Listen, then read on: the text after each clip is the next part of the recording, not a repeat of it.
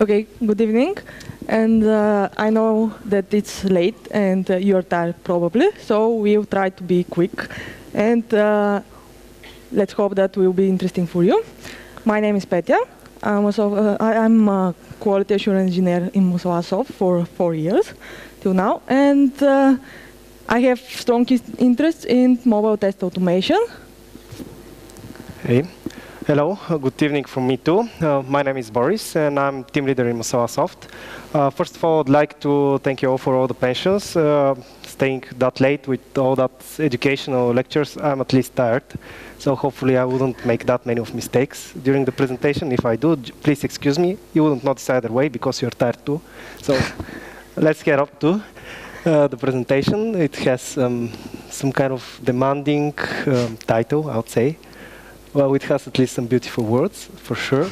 Power, beauty, well, it was designed in a way that it would attract some attention. And it doesn't attract that much attention, but given the time, probably wouldn't have basically hoped for something better. Are you awake? You aren't that much. Okay, so here goes our agenda. What are we going to speak about today? Actually, the goal of our presentation is to present you the different tooling that we're provided with to use in the different testing phases while developing Android application. We want to present what's out there in the market and basically give you the pros and cons, what are the advantages, the disadvantages of these tools, hopefully thus enabling you to make the exact choice of what best fits your needs. There are different cases, not always the same tool is the most appropriate, and we're not going to conclude with something like use this tool always and forget about the others. Just take into consideration your own case. So what are we going to speak about during the presentation? First of all, short introduction. Why do we need to automate, especially in the mobile world? And then we're going to speak about the different levels of testing, starting from the low level of testing, unit tests, then white box functional testing, then black box functional testing, then testing in the cloud, also an interesting topic, especially in the mobile world. And finally, we're going to conclude our presentation with our speculations about the future, which hopefully is going to arise a lot of questions, a lot of controversy. So you'll have questions, and we'll get our section extended, and people participating in the Q&A session. Okay, starting off. Why do we need to automate at mobile? First of all, I'd like to share my thoughts regarding the mobile world. And I'm going to try to place the words power and beauty in it. It's easy, actually. Why power? Well, we have, and especially Android, because Android is my passion for sure. Why Android? Well, Android is very, very powerful. It will go in your car, it will go on your watch, it will go on your tablet, on your mobile device. It will go almost everywhere.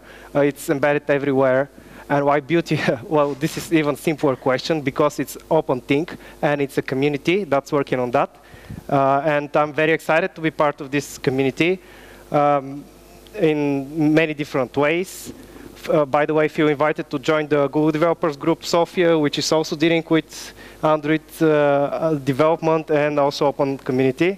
This was kind of advertisement, but it's open community, so you can feel free to join. And yeah, Android is powerful, it's beautiful, I already proved it. I see that all of you are convinced. So why do we need to automate at mobile? My own belief is that in the mobile world, the need of automation is even greater than the need of automation in the ordinary, say, web world or desktop world. Why so? The mobile devices overall, they're more complex in terms of interaction than the usual desktop or web applications. You have many other means of interacting with them. You can have different touch events, you can have different gestures, you can interact with them with different sensors, different connectivities, say Bluetooth, NFC, or be it internet connections. All of this is going to affect your mobile application. Because of the complexity of all the scenarios, all the different ways to use the mobile device, also because of the diversity you have in the mobile devices, something I have not mentioned is that we have virtually hundreds of different Android devices, which is of course beautiful and quite troublesome in terms of making sure that we are working correctly on every single device. All this basically makes it humanly impossible to run manual tests on all the targeted devices, on all the targeted API versions, all the targeted possible audiences. And you cannot do that manually. And if you try to do it manually, basically you're going to fail. I've seen it, everybody tries it, everybody fails. Well, it's justified, of course, because we have quite a lot of diversity. And the tests themselves, well, I'm not that experienced a QA, I would say, but I would say that in some cases they're harder to repeat even than those that happen in the web world. Why? Because, for example, you have to do these 3, 4, 5 finger thingies in order to break it.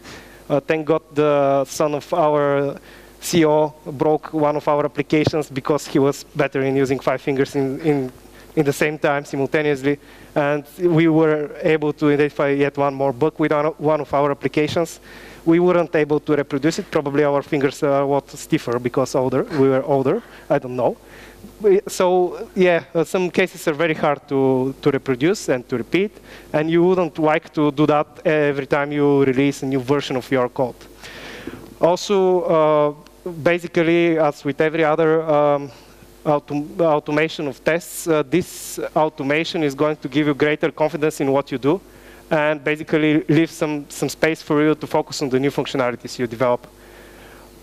This is not something specific to the mobile world, but of course it's worthwhile to mention. So yes, we need to automate in mobile. So during our presentation, we're going to use the greatest applications of all, especially tailored for this presentation. It consists of entire 2 screens. Basically, one of them provides you with inputs for numbers, and you have to enter 2 numbers. Don't enter anything else because we're going to break. And pressing a button, you're going to be navigated to the second screen where you're going to be shown the parity of the result. And if you press the second button, we have 2 buttons already, you see? If you press the second button, then you're going to be displayed the entire result, and it's going to be correct. It's a very simple thing. We've especially tailored it just to visualize what we're doing with the different frameworks we're going to show you. But I think it's sufficient.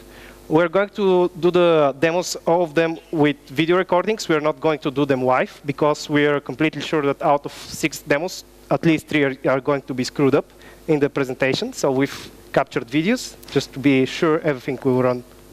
It will, right? Yeah, it will run correctly. And we're going to be using, during our demos, hardware accelerated emulator. This is the HAXM abbreviation that you see on your screen. What is that? Basically, the default emulator in the Android SDK is quite slow. It's using a lot of resources, computer resources, and on the other hand, it doesn't perform at all like a real device. And this hardware-accelerated emulator is now also supported as an add-in to the default Android SDK.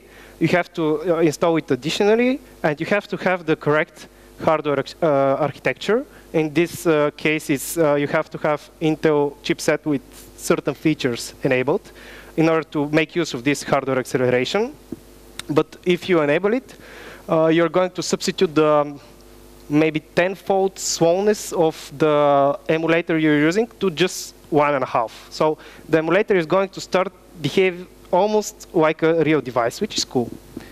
And if you're interested how to get that running, you can get in touch with me after the meeting, or after the presentation. So enough of introductory talks. We're going to the low-level testing, which of course is my responsibility because I'm rather a developer. So low-level testing. And the most basic way you can go forward for testing your mobile application is to use the ordinary JUnit. Everybody knows it. It's nothing of a surprise. And it provides exactly the functions you're already familiar with. It's not tailored for Android at all. But the thing is that still it suffices to test certain cases. For example, if I were to test my coding function or obfuscating function, some hard, some difficult algorithm I've coded in my application, then unit tests are going to be sufficient for doing what I need. One, by the way, I don't know whether it's visible throughout the whole hall, but this is a green thumb up, and this is a red thumb down. And we're going to try to signify the pros and cons of every single framework we're going to discuss with these two. So the pros we've identified for the JUnits, the first one is that it runs in the JVM. We are all aware of that. Actually, if you're not that much of Android developer, you wouldn't even know that there is another VM to consider while doing Android development. But we're going to get to that in a couple of seconds. And the other thing is that the other advantage is that JUnit is basically well known by all real Java programmers, those that do also testing. And what are the cons? The disadvantages, it's not integrated with Android system at all. You have to mock away all the Android-specific parts. And this is making it very difficult to test something of higher and greater scale. Enough of it. It's not that interesting a framework.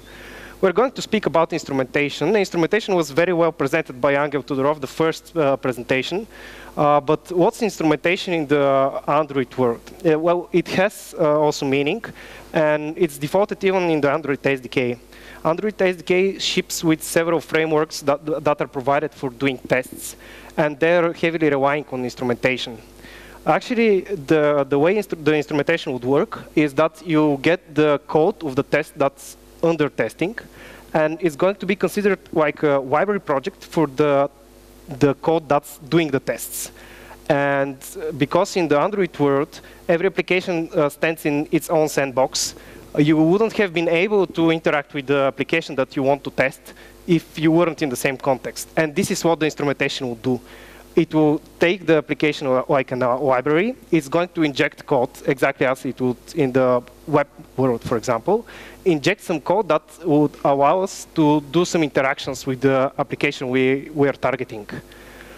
And the thing is that for doing instrumentation on an Android application, you either need to have the entire code or have the binaries together with the key that those binaries were coded with.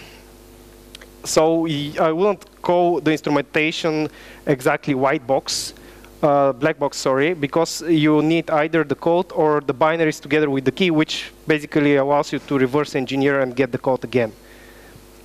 So maybe this is one disadvantage overall for the instrumentation. And this is, while experimenting with the presentation, it turned out that many people that are not that used to the Android and mobile world are a bit confused about testing and tested application.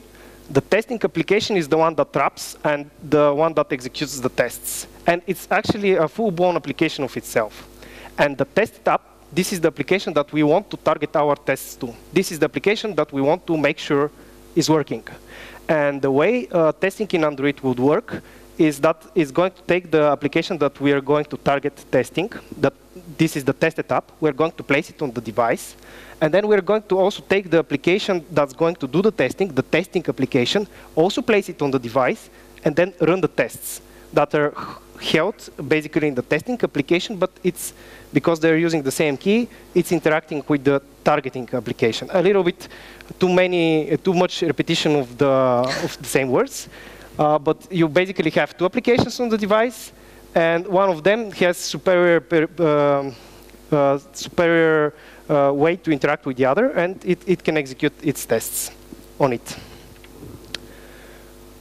Instrumentation of itself is not a framework, but it's used in two frameworks that are defaulted in the Android SDK and few others that we're going to present during our presentation. And the first one is the Android unit tests. This is, by the way, the two frameworks that I say are integrated in the Android SDK. They're not separated in separate jars or whatever, but they're targeting different levels of testing. That's why we've semantically separated them in our presentation. So Android unit tests, these are few classes that provide you a way to do a test on a specific activity. Activity in the Android world is one controller, usually that's responsible for one screen, just one screen, and the application consists of multiple screens, of course. So the Android unit tests, although mentioned as a pro or advantage of the Android unit tests that it supports activity transitions, yes, it does in the sense that you can trigger the activity transition, but it's not going to happen. It's just that you're going to be notified in your test that somebody requested a transition, and you will be able to verify that it's being requested. So you don't need to mock this. And the other advantage, of course, is that this is specifically tailored for Android testing. Of course, it wouldn't have been Android unit tests if it weren't. And then we have multiple disadvantages. The greatest of them all, for sure, is that you actually need a proper device to run these tests. Why? Because they need to run in the Dalvik VM. This is a special virtual machine, basically very similar to the Java virtual machine. And this is the virtual machine that's running on your Android device. And this is the virtual machine that will be able to interpret all your Android-specific logic and libraries. And in order to get hold of such a VM, it basically needs to deploy on a real device, be it an emulator or real physical device, doesn't matter, but it needs it in order to run the tests.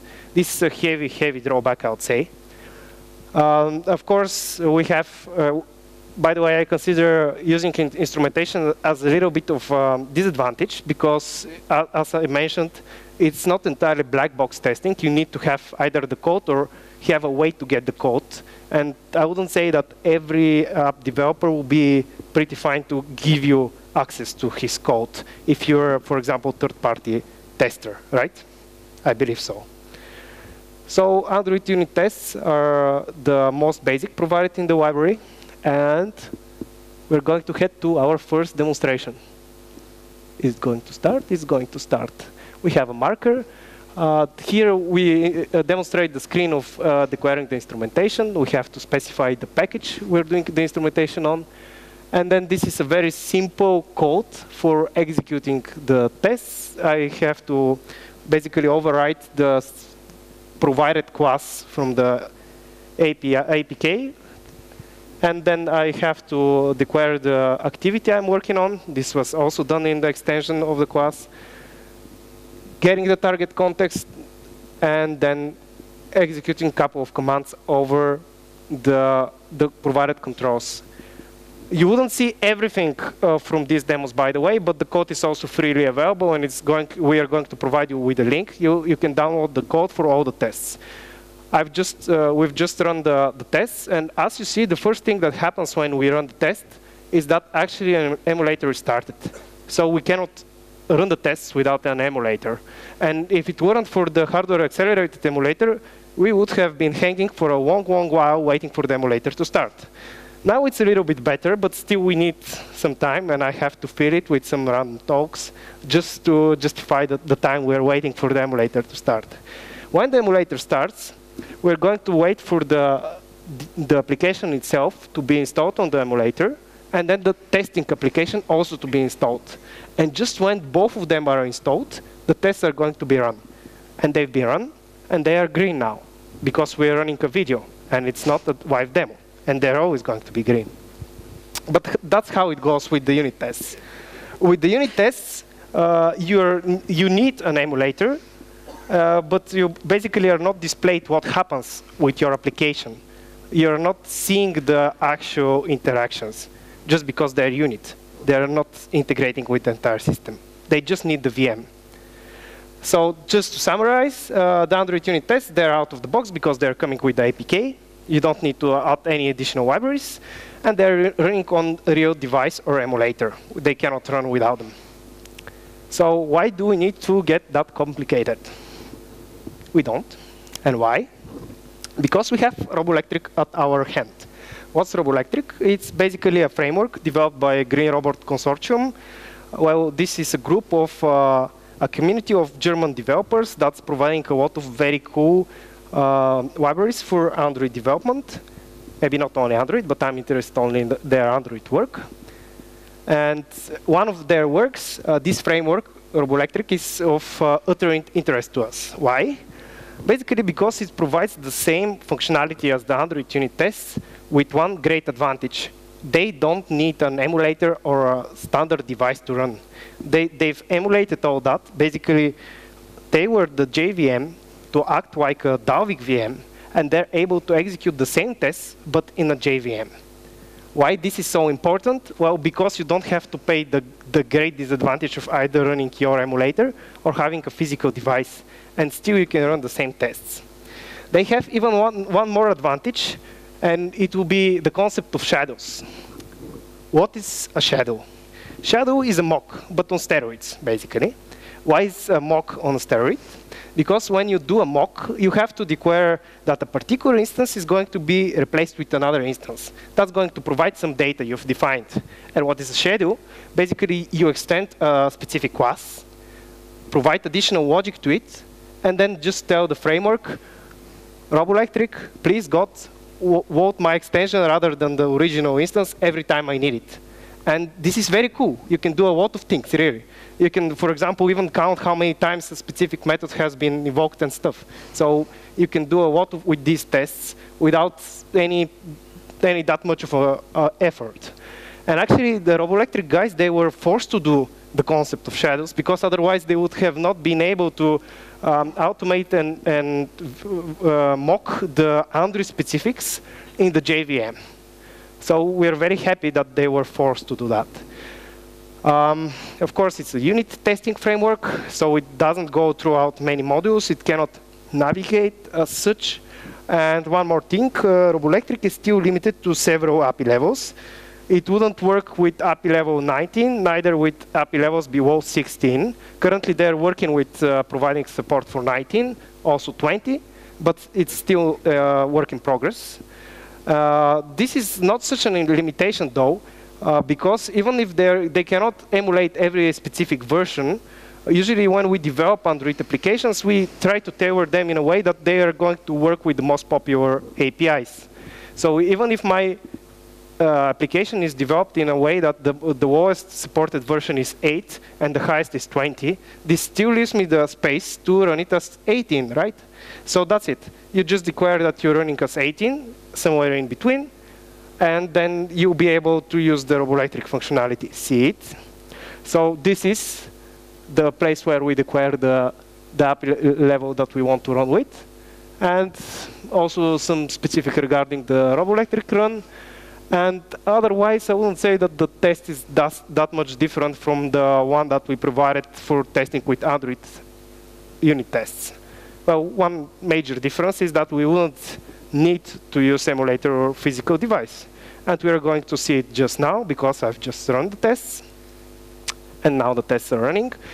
I don't know whether you can read everything in the console, but basically what it says is that the Android jar, basically the compilation of all the binaries for Android, have been loaded. They've been loaded, cool. And then the tests have run. We have a green bar and no emulator or physical device at all required or anything. And tests were faster, and I can execute them in my IDE, and I can go without buying any expensive device or expensive computer to support nicely running emulator. Nice. That's the good thing about the community and the open sourceness, if there's such a word, open sourceness, of the Android overall. That we have a great community that's providing us different functionalities, and in this case, framework that's going to make all our lives a little bit better, right? So just to summarize, we have Robolectric, which is running in the JVM and still is providing the same functionalities as Android unit tests, and furthermore, shadows. So nice. Green Robot, by the way, they provide a lot of other different libraries that are also useful.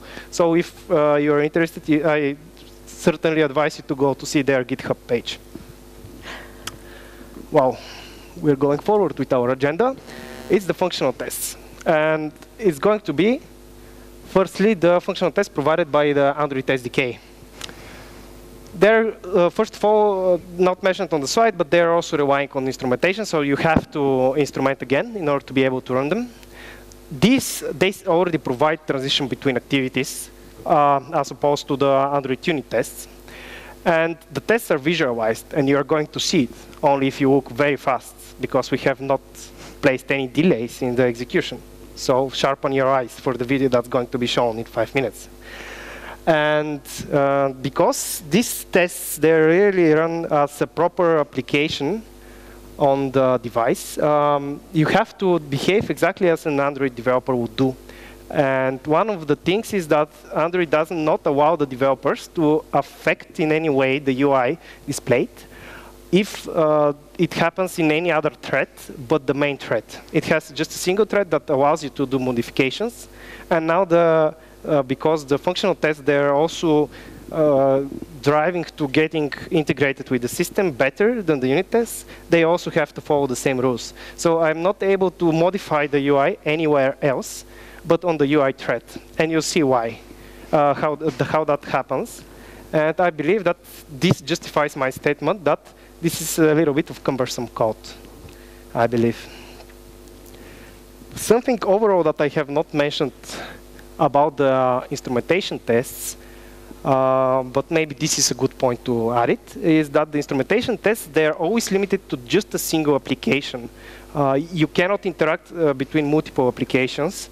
And one very simple example of this is if you, for example, imagine an application that's providing you a sliding list and you can slide it wherever. And you automate in a sense that you automate the sliding high up at the top of your screen. Then if you do it with instrumentation tests, this will probably happen and it will execute exactly as you expect it. But if you execute it like manually, like a proper user, and you do the same, well, your notification bar is going to expand. And that explains it all. Instrumentation tests, they're limited to a single application, and they don't interact with the system overall. And the actual user, he does interact with the whole device and the whole system, and he will draw down the notification bar in this case. It's not displayed in the video. I've just shifted your mind. So again, to the functional tests in the Android, transition between activities and tests visualized. Are they visualized? Let's see. So that's the thing. We again have to extend class provided by the framework. This time it's different one, activity instrumentation test case 2. I remember it by heart in Bulgarian, but I can also do it in English, as you see. And then we have, this is the one that is going to be shown now, is the one that's actually doing transition between activities. And we decided that this maybe is going to be the most important one. Again, you don't see the entire code. You're going to see it later on. This is where we do the execution of modification of the UI. And as you see, I have to do a lot of boilerplate code just to make it run the UI thread or the main thread in Android. This is a synonym. So we're running the test now. And we're going to need the emulator. Now it started. Now sharpen your eyes. It happened. So we've entered two numbers, we transitioned to the second screen, and we verified that the result is correct. Thank God that the machines can do it faster than us. Then our test will execute faster. Hopefully I have not confused you too much with the fast demo, but we didn't want to waste too much time with that. So to summarize about the functional tests for Android, they're again coming out of the box. I've placed the word crude because I do believe that they are crude because they can be optimized quite a lot. And they're supporting transitions between activities and really integrating with the system better. And still, they are limited to a single application because of their nature being instrumentation test cases. So to continue on, is there an easier way? Petya, you think? Let's see. Okay, this updating of UI in the main thread sounds a little bit complicated, and yes, there is an easier way. Robotium is a wrapper to Android test framework, and it has full support for Android features such as activities, toast menus, and context menus. The difference between Robotium and native 2 is that with Robotium, it's really simple to write tests. It's basically point and click from solo instance object. With the support of Robotium, test case developers can write functional system and acceptance tests spanning multiple Android activities. The only difference here is, it's not a difference, this is instrumentation test framework, so as we already know, it uses instrumentation, and for this we need the application code or the key to the application. So when when we test application, we cannot access another one. But as we can see, as we will see on the demo, it's really easy to write tests with Robotium. It has all features that we saw in the functional test from Android app. Here we extend the same activity class. We provide the launcher activity name to it, and we start our test. We can start our testing. First, we need to initialize our SOA instance. This can be done in a very easy way. As we can see here, we also use instrumentation. And after we initialize it, the test is pretty clear and easy. We have SOA, and we call our function that we need. After we finish our test, it's good practice to finish all open activities also. And to summarize it, it's really easy to write tests with Robotium. And you can write really powerful tests with it. But let's go deeper. Is this enough? There are situations where the source code is not available and we don't have the key to our application. We only have the expected output for some user actions. And here, to the rescue comes UIAutomator. UIAutomator is a tool that comes with Android SDK since API level 16. It is helpful to automate the UI of native Android applications. It is a Java library containing APIs for creating customized UI tests and an execution engine to automate and run these tests. With UIAutomator, you can use switching between applications because it has no access to the source code of your test applications. And this allows you to test how your application interacts with the other applications on the device. As UIAutomator tests run on the device, the only output we're going to get is from the command line, which makes the debugging a little bit harder than more conventional tests that we can run from our environments. So the debug process is a little long-winded, but it works. The key to it is understanding how the Dalvik debug monitor server works and understanding how remote debugging, how to use remote debugging with Java and Eclipse. We will show the demo, of course. Here we use another class. It's called UIAutomator test case, and it extends JUnit test case class. So we can use all functionality from JUnit. We use command line commands to start our application. And here, finding of objects is a little bit more complicated. We use two classes.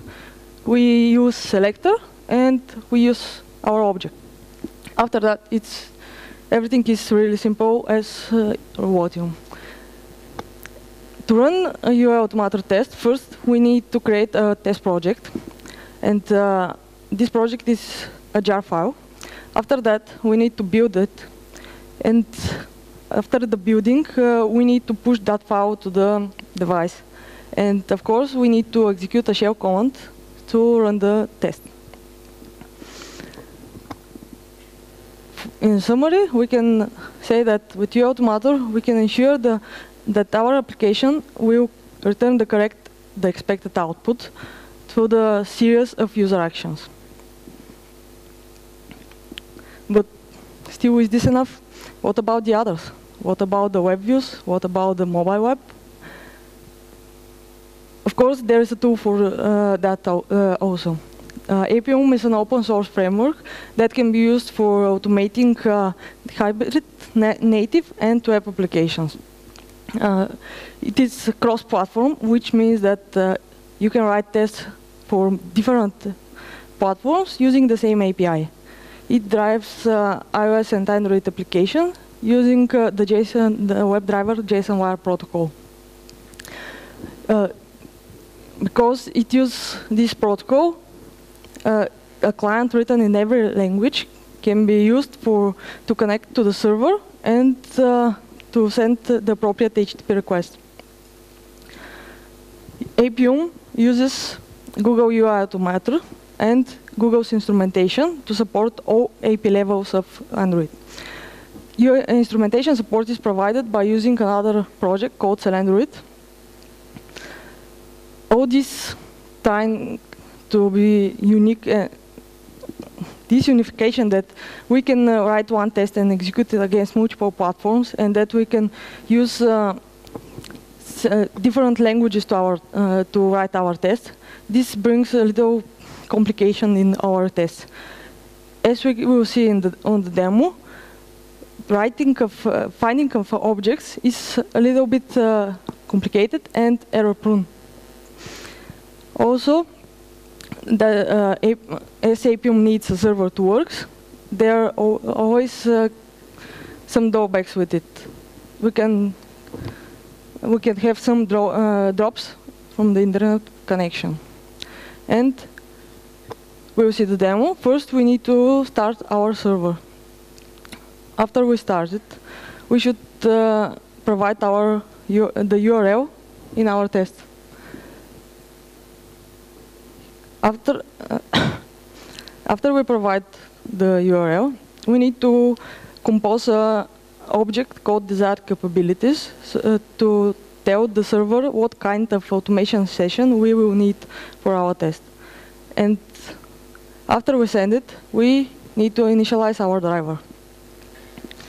Appium uses Selenium's APIs, so most of you are familiar with that. The difference here is that web elements are found by different methods. Here we will use the UIAutomator's methods, and as you can see, here we provide the same selector as we did in the previous demo, but here it is a string. So composing of this string is a little bit complicated if we don't use UIAutomator before that.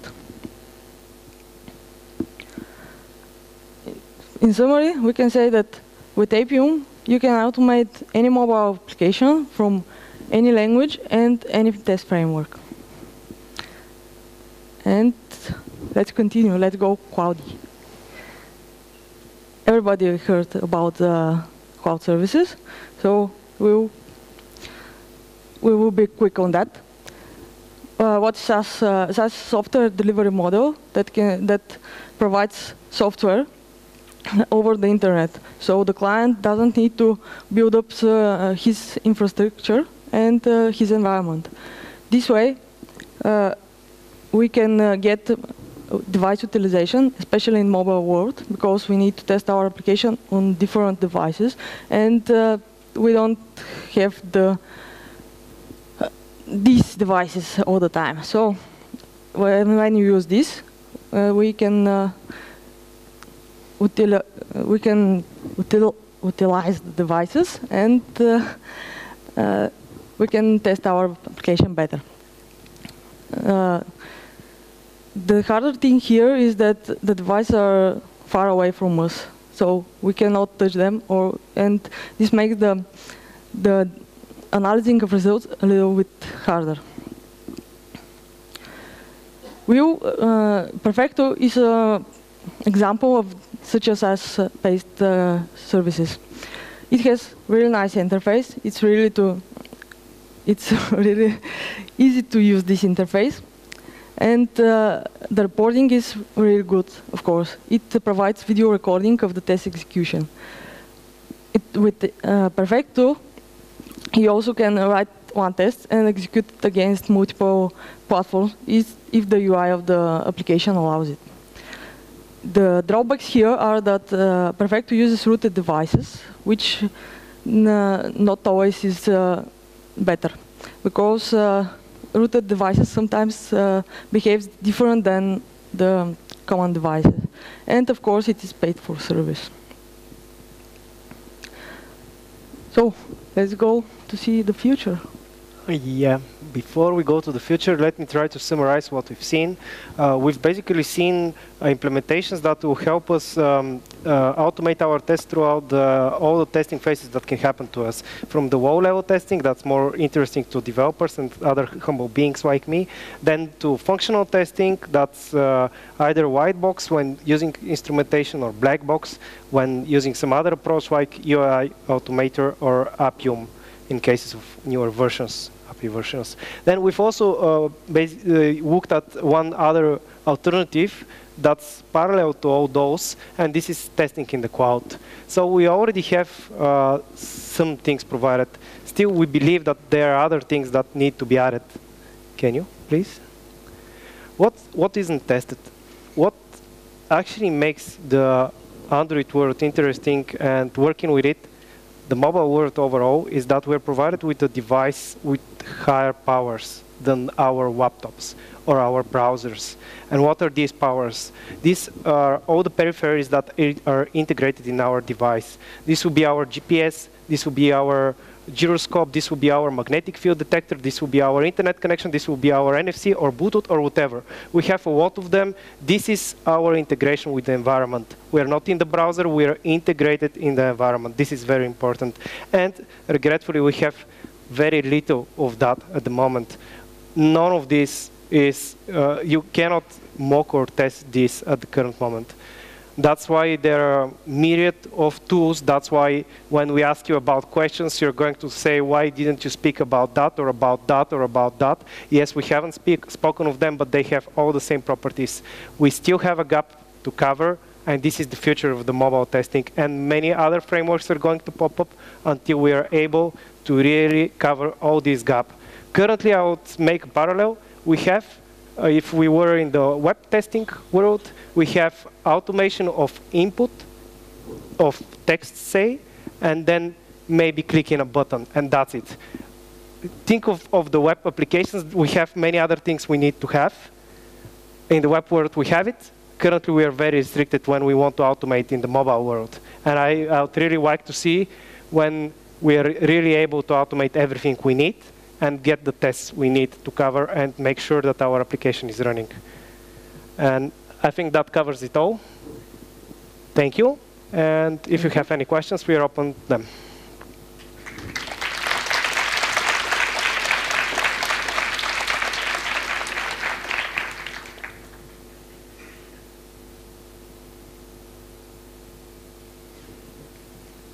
Do we?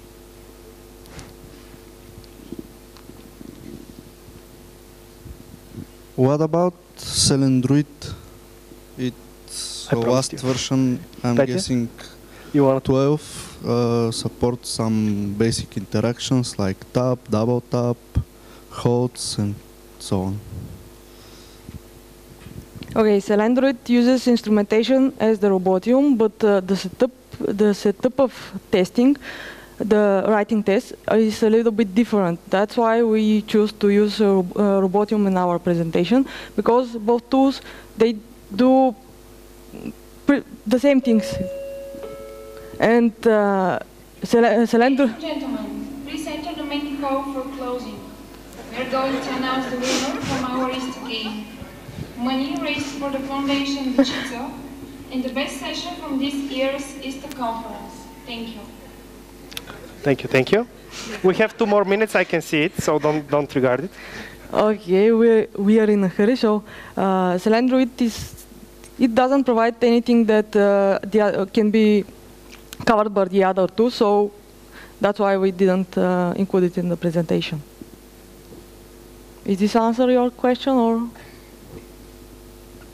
Taps and all these are, maybe this was a misunderstanding. Taps and all the other interactions, gestures, they are supported with all the frameworks. It was just a parallel. I've done maybe analogy that was not understood. Yes, you can interact like a user doing some gestures, but you cannot use the periphery or other interaction with some connection protocol like Bluetooth or internet connection. That was what I was aiming at. For example, you cannot simulate interruptions of using your applications with Selendroid or with the other tools that we show. Any other question? We have 44 seconds more.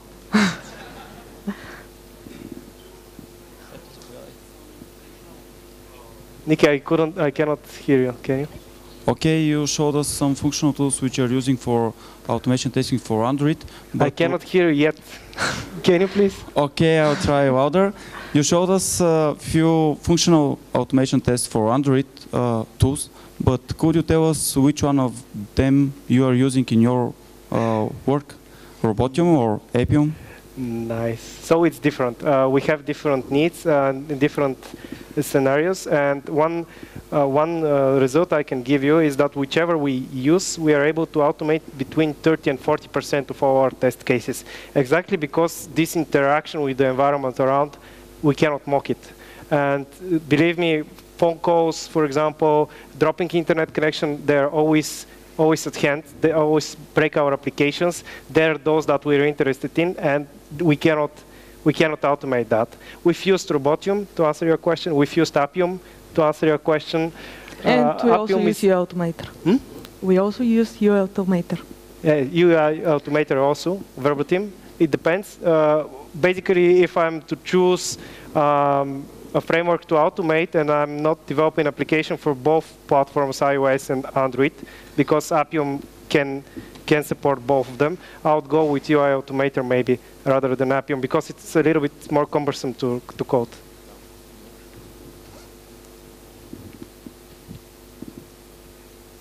We have 0 seconds, but there is a question. Boris, one question to you. Yes. While you were talking about JUnit, you mentioned that you use JUnit to test obfuscating functions. Why do you need obfuscating functions in your code?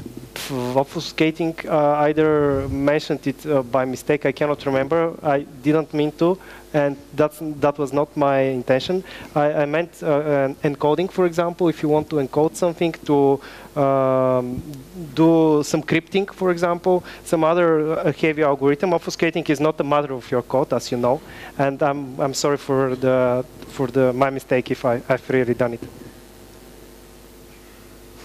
Is it answering your question? I cannot see you, so. Still 0 seconds. Any other questions? Okay, then thank you. And hope you enjoyed it.